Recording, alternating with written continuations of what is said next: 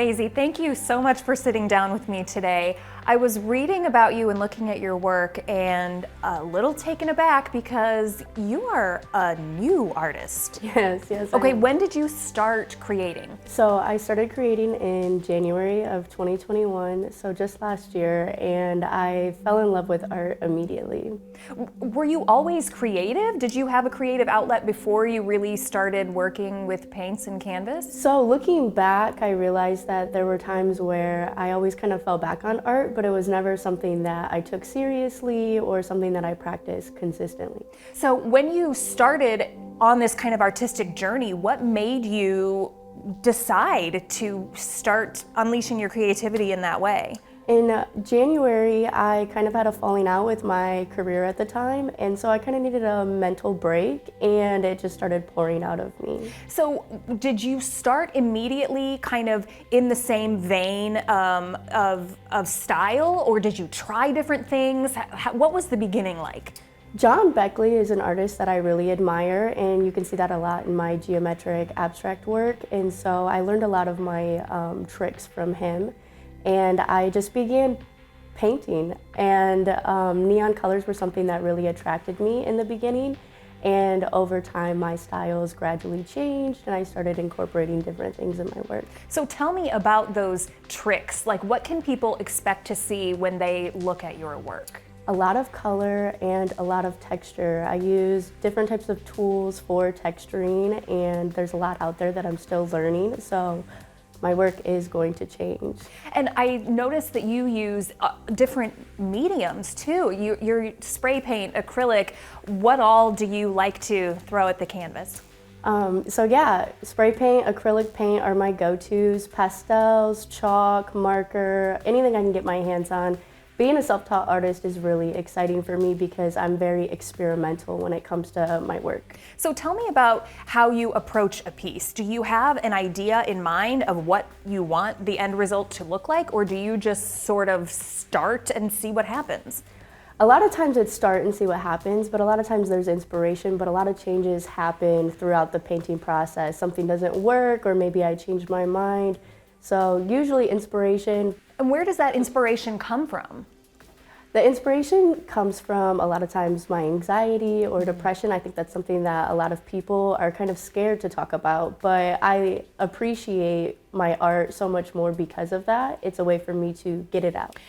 So I think you're absolutely right. A lot of people don't want to go there and talk about anxiety and depression and how they use that to fuel their creativity. When did it occur to you that you were having these feelings and that maybe a way to channel them was through art? It didn't really occur to me to start using my art to kind of channel that. When I took a step back and looked at my art, I realized after time, okay, this is what I'm doing and this is where this is coming from. I view my art more as a journal, and to be able to get that out and express that is really relieving, and I feel like anxiety and depression is something that people feel uncomfortable talking about, but mental health is very important.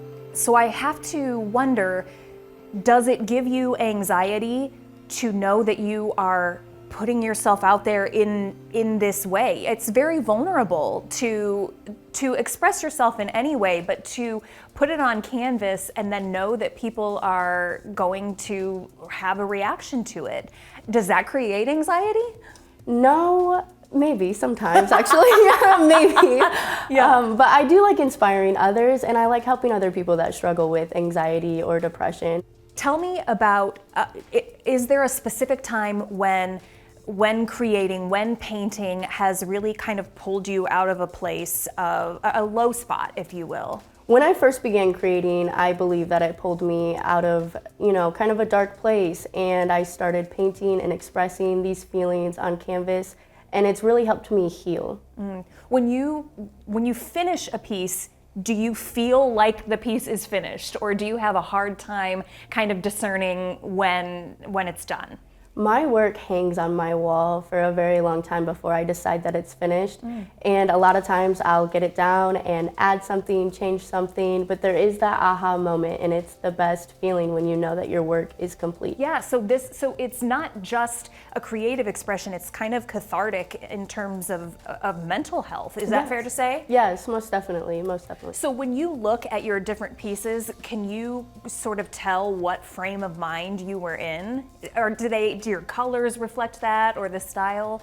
Yes, yes. And that's one thing that's really exciting about it, is to hear what other people think of my work and how they see it, because I know for me where it came from and how I felt about that piece when I was creating that piece. So you are now venturing into selling your art. I mean, you are incredibly successful considering you just started. So what do you see happening next? What do you envision for your future? I really want to be a well-known artist, and I want to see how far I can take this. I'm not sure what's going to be next, but I'm very excited. Do you ever revisit a piece when you're kind of in a different mental space and want to rework it because you feel different? No, I haven't had that happen, but as I'm learning more about art, there are times where I look at my work and I'm like, this could be better. Let me use color theory or different things that I've learned over the course of several months, and I go back in and I rework it.